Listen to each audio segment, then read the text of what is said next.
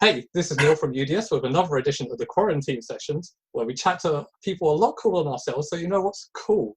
Our guest tonight is a landmark artist in the punk scene who's been active for the last 2 decades. His latest album dropped mid-May, surprise release, and is quite possibly his greatest album to date. It's my great pleasure to introduce you to him. He's the incredibly talented Jeff Rosenstock. How you doing, Jeff? Hello.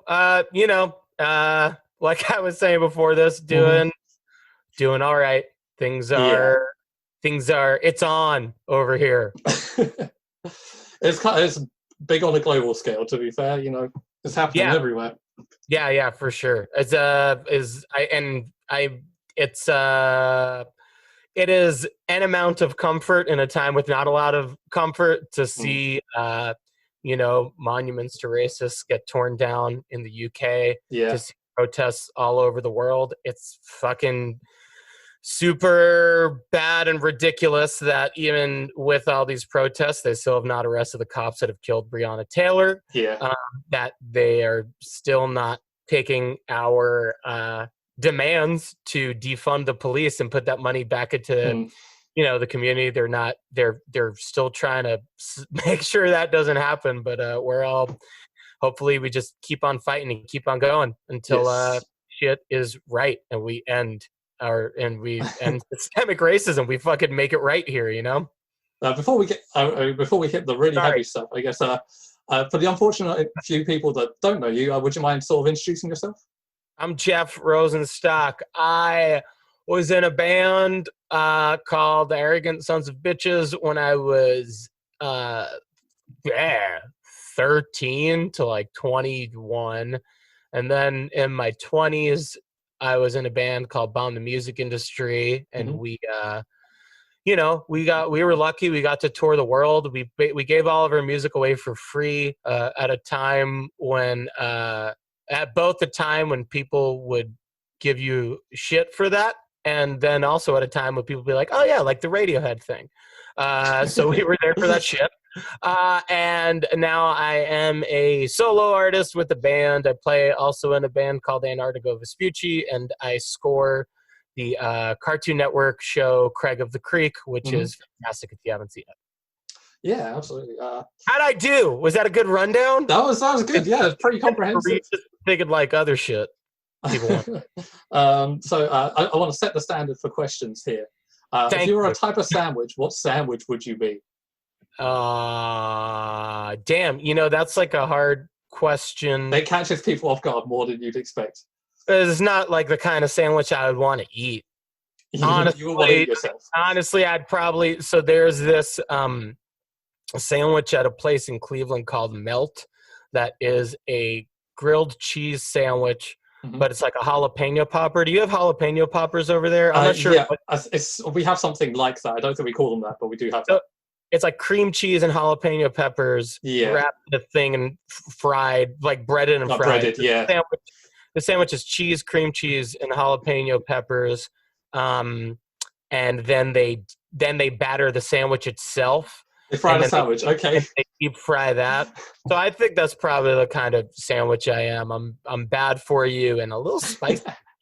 It's a pretty rich sandwich by the sound of it. Yeah. Okay, let's the light stuff out of the way, There's a lot happening in the world. We can get on with that. As it's been mentioned, you're a big proponent force of punk, and you have been for quite a long time now. Would you say it's now more important than ever for people to be making punk records? Not that there's an inappropriate time to make punk records, but should we be seeing more now? Should we be? No, we should be seeing the same amount all the time. Something that kind of struck me weird when my band put out the record Worry, which was I think all my bands have always been political in their execution, but I really have been kind of concerned about being able to articulate what I was saying, what I was feeling about it until that record.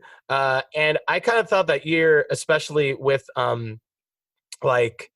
the wave of videos of police killing black people in America, Michael Brown, Freddie Gray, and Eric Garner, like all back to back to back, and those cops not being held accountable, not being arrested. I thought that I was going to be making a record that was like one of many, talking about things like that, talking about gentrification. And I was pretty shocked. I'm just always shocked that like there are not more bands taking it on, but there are bands taking it on. So that's like an unfair thing to say. I guess what I'm saying is I don't think we should be seeing more punk records. I think we should be seeing the same amount. It should be a consistent amount regardless. Yeah, and it doesn't even have to be punk, like there should be people talking about this shit. There's a really good song that Denzel Curry did with Kamasi Washington and Terrence Martin, I think, that came out the Monday after I think the police just went apeshit on protesters here in America. Yeah. And that's the kind of shit that we need. We need everybody fucking screaming about this. We need to just not, you know what I mean? So I don't know. I don't know about punk necessarily being the thing. Always. Okay. But I like punk, so I'd be down with It's kind of what you do. You in particular have been very vocal about Black Lives Matter and police brutality in the US and across the globe, obviously, not just on a local scale. What's your take on what needs to be done, and where do we need to go from here? I think we just need I don't know. It's like it's a difficult thing to say that I would have any idea what needs to be done, because I would have thought at this point they would have arrested the cops to kill Breonna Taylor. Like that, like there's like 6 million people signed a petition. People are sending fucking birthday cards to the police chief of Louisville's or the attorney general of Louisville's office in honor of Breonna Taylor. Like, how heartless do you have to be to not address that, to not just do the right thing and arrest murderers? So I think the things you can do is just, be active, get out to a protest, keep it up, don't stop once, because they're going to keep trying to beat us down. Like, and you saw it with the Occupy movement, that like at some point they're just like, fuck you, get off the streets, we don't care anymore. And then gave all that money to Wall Street. And in 2003 with the Iraq War protests, they're firing rubber bullets at everybody. They have a lot of power, like firepower to fucking get at us. But we have more people than they have, and I think as long as we remain tenacious and we remain in the fight, that's what we could do. And talking to people who might not understand the concepts of police reform versus police abolition versus defunding the police, the differences between those things. That might just be like, wait, you say like criminals run around free? That's not what I want. Like, just kind of explaining to people that like, no, it's about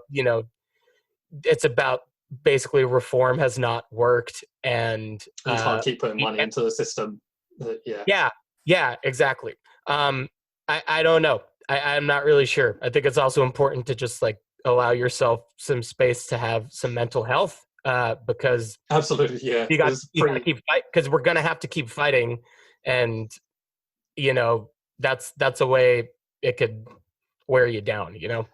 All things considered, I think in the UK we're a bit more fortunate in that our police aren't armed to the degree that the American police are. But it's been pretty inspiring seeing people on Twitter, like seeing videos and stuff on social media of people in America, regardless, just still going to these protests, despite the fact they know probably what is likely to happen.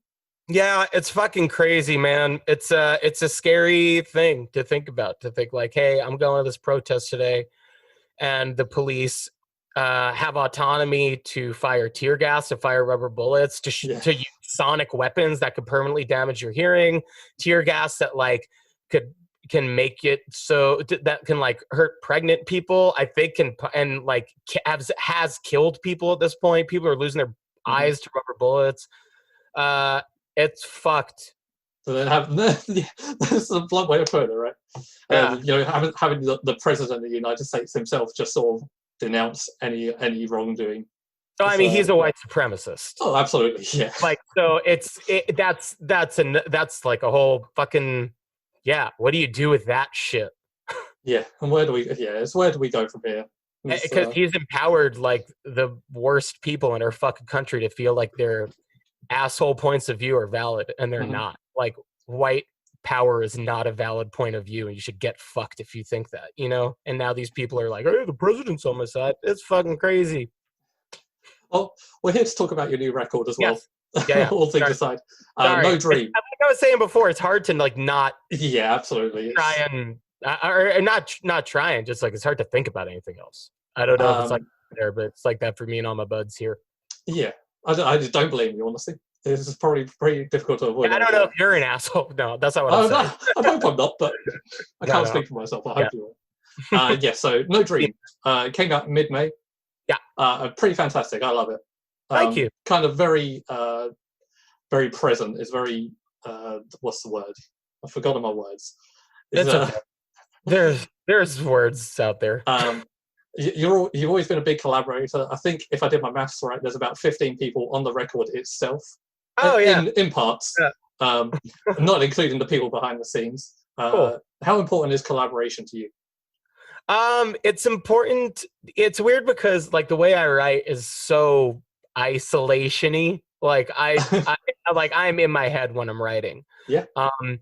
But especially like the band, us playing together, us recording a record like all live in a room together, like 5 people playing together, which basically what we do when we've done every one of our records is like for 4 or 5 days, we will practice the record front to back. We'll work out all the kinks. We'll figure out exactly what we want to do. And then the next day we go into the recording studio, we set our amps up, we get in the same fucking position we've been in, and we just play through the record like we've been doing it at practice. And I think that is an incredibly important element to our record. And credit to Jack Shirley, who not only is like the best person at tracking that way that exists, but he nudged us to do that on We Cool when I was, not really ready to do that necessarily. Yeah, solo album, I guess. I was kind of afraid of doing that, and he was 100% right. As far as the other people, it's like I don't know. They're our friends, and I like having our friends on there. I was so stoked that the crew who sang the group vocals and did the claps on this record were the same people who did it on post. We're just like our same buddy, San Jose, for the most part. That just made me happy because I truly love all those people. So I don't know. And with Laura and Chris being on there, like I'm lucky that I'm friends with them and that they will be on there. It's great to have Chris on there, man. Like Chris is my best buddy. Laura has this, like I'm lucky that Laura will sing on stuff with me. She would think I'm dumb for saying that because Laura's also my best buddy. Like, I don't know. It's important to me to continue to be fucking friends with your friends as you move on in this life, and especially those of us who are musicians, because once you're in your 30s and a musician, you're living this sort of weird freak life that no one really understands except for your fellow musicians, Speaking of Laura Stevenson, you did an EP with her earlier in this year, 2020, the Neale Young covers. Yeah. What was the spark behind that? I don't know. We've been talking about doing it for years, and we just finally did it. Basically, it's hard to say what the spark was for it. I just thought it would be a fun thing to do. Laura and her husband Mike got me into Neale Young, and I don't know. I just thought it would be nice and fun, and Laura thought the same thing. I really don't remember which one of us had the idea, and I kind of like that I don't remember it. That was fun. That was really, really fun. That was the last thing that I recorded in the apartment that I lived at in Brooklyn for like 8 years. It was fun. It's a very nice change of pace compared to like some of your solo stuff. Quite fast paced and very kind of punky, and then you kind of go to a Neale Young album, calm down a little bit. Need to relax. We like all kinds of stuff. Yeah, exactly. I interviewed Chris Aaron back in February while he was doing his European circuit over here. Cool.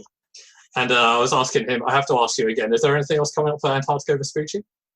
I mean, we don't have anything recorded or anything like that. I pick up my mic so I'm not like leaning down while I'm talking to you as much. No, we don't have anything recorded, but like it's not, we will at some point. He did say, if I remember correctly, he said it just kind of happens when it happens. Yeah, that's pretty much it. And it seems like, yeah, you know, we have a record title. We always have a record title like before we're done making the record that we're making at that point. Like we probably Love in the Time of Email was a record title that came out while we were making Leavin' La Vida Loca. And okay. And I think like, so, you know, we got that part of it. Now the record just has to get written and recorded. So you run quote unquote records. I don't know why I did the quote unquote quote there. It's a donation based record label. Do you think that's kind of a model for the future, where Bandcamp are letting people do similar things, where you pay what you like for records, or get them for free? It's weird because I don't feel like I even do I even do quote unquote that much anymore, because it's all free anyway, and people all put it up on Bandcamp anyway, and I think that's cool. I think that's awesome. I think especially in regards to Bandcamp, they do a pretty decent profit share with their artists, and they have a pretty good platform for listening to stuff, and it's a lot different than all the other streaming services in that way, and it kind of gives everybody the ability to put something up. I wish there was some sort of streaming algorithm or whatever so that people could just put stuff on a stream that was separate from any platform entirely. I think that's a big difference between now and like the MP3 era, in that everybody can make an MP3, but you can't just stream your thing without some sort of middle person delivering it for you. I feel like that would be the next step, at least for like independent musicians, is just like come together and make something that we can all use, so we could say fuck you to all these streaming companies if they don't pay us. What I really like about Bandcamp at the minute is it's at the first Friday of every month at the moment. They're doing all the funds go to the bands directly, so I like going on there on those specific days, so I can just I like having a browse, and I don't feel so guilty for buying everything on that day. yeah, that's nice. And I know, I mean, the fucking anti-capitalist in me just thinks like, well, it's a great marketing strategy, Bandcamp. Oh yeah, obviously. Everybody's saying Bandcamp all day on those Fridays, but you can't really argue with the amount of money that makes for musicians who right now are hurting because we can't tour. If we put out records, it's like no one cares as much because we can't like go around and play for people. It's like it's a scary ass time to be a musician in a lot of ways, and that's a very, marketing or not, that's a helpful and nice thing for Bandcamp to do. Did you anticipate No Dream having kind of a huge resonance, like with forthcoming events? I mean, obviously you didn't predict what was going to happen, but did you kind of expect it to be as sort of relevant as it is? No, I was hoping. In some cases, like Scram, I was trying to write a song that felt like it could be for any moment, but I was fearing and hoping that like the song No Dream at this point, by the time it came out, would be moot, would be like, okay, well, no, because we finally have like held the gun lobby accountable, and we've stopped letting them, you know, pay for policies that hurt people. And we got everybody like, and we've ended the ICE detention centers where families are being separated and locked up in cages. I don't know. I want that song to be anachronistic. I want that song to feel obsolete. I want that song to be about something that's not happening anymore. You know, I think, I don't know, the things that people are taking for this record, it's cool to hear it. It was not in any, like, as far as like isolation and the pandemic stuff goes, it's nice that this record has meant that to people and has addressed those feelings for people. It wasn't in my mind or in my heart at all. I was going through like an existential crisis breakdown while I was writing this record. And this was me getting to the other side of it. You know, I think I was kind of fearing that this would be a record that would be difficult for anybody to really relate to. And it was nice that it was not that. Does it feel kind of worrying that people are relating to it is there like, or is there a sense of catharsis that maybe people... Me and my buddies just joke that like, oh yeah, so people find like, so now everybody knows what it's like to be anxious and depressed. You know. Do you have any plans for the next year? I know it's hard right now. Obviously, you can't plan ahead for live shows. It's very difficult. What's next in store? Oh, I don't know. I mean, I've got more Craig of the Creek to do. I'm always writing and I'm always demoing, so that isn't. I'm not. I think a lot of people like going like, okay, I got to write my next record or whatever. But it's just kind of all snowballs over time, and the songs that find each other are the songs that find each other. I'm sorry if that's a pretentious way to say that, but that's kind of how it is. I don't know. I wish we could play shows, but we will eventually, and I'll be really excited for that when it happens. Obviously, I don't hold anyone to blame. It's been quite sad. I think everyone is very upset that they can't go to shows. Yeah. I think the last show that I went to was Chris Farron, and that was back at the end of February. Chris Farron in February? Yeah. Last show I went to was Chris Farron in February. It was a good one as well. I don't know what you thought, but... Oh, he must have gone to the UK after. I think he did a North American tour, and then literally a few days after, he flew straight to the UK. Yeah, he was great. I was planning to see him again it's the end of May, actually, because he was coming back over. Yeah. It's been very fun to be a musician. Be like, I think we might have to cancel May. All right, May's canceled. I think we might have to cancel June. All right, June's canceled. I think we might have to cancel July, and so on and so forth.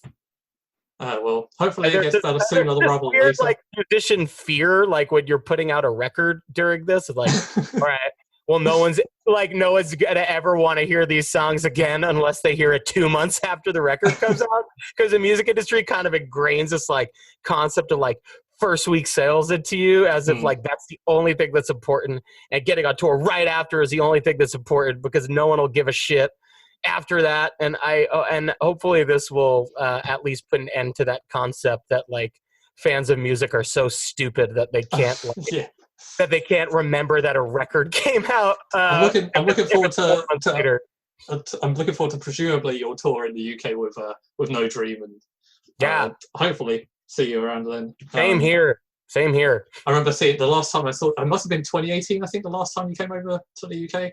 Yeah, that makes sense. It was for post, I imagine, and I took my friend with Chris, and I really didn't prepare her, and there was a big mosh pit. We had a really good time, but we were not prepared for that. So, which show were you at? I think it's called Chapel Hall. It was in London. Oh God, that was a special show. That was very good. That was a special night for us. That's the biggest show we've ever played in the UK. Oh, was it? By far. And it was, and I don't know. I think just being in that room, it like looks like an old train station. Yeah, it's great. I love that venue. Beautiful lights, and everybody was really nice to us that day. It was just like we had like Bob Barrett, who plays at Great Cynics and Caves, was there. Like my buddy Alex and his partner at the time, Jess, were there from the States. Alex, who I played Mikey Erg band with, like it was just like it was a special day. Hopefully it'll come back and it'll be special again. Who knows? Yes, and if not, I officially deflect all blame to the listener and audience. Well, have you got anything else you'd like to add? If you are protesting in the UK and if you're tearing down monuments to racists, just thank you very much and keep it up. Black Lives Matter. That's what I have to add. Okay, cool. Thank you so much for your time, Jeff. Thanks for talking. It's been fantastic to chat. Please, everyone, check out No Dream and all of other Jeff's work. It's easily available online. It's everywhere. No Dream. No. I print out just if I had a moire pattern on the cover. There's loads of stuff on quote unquote records. Loads of stuff. You obviously bomb the music industry. That stuff was all free as well. Still available online. It's all free. Please make sure to hit subscribe for more. We've got loads of interviews. Tom does a lot, and we'll catch you next time. Thank you. Goodbye. Thanks for talking to me.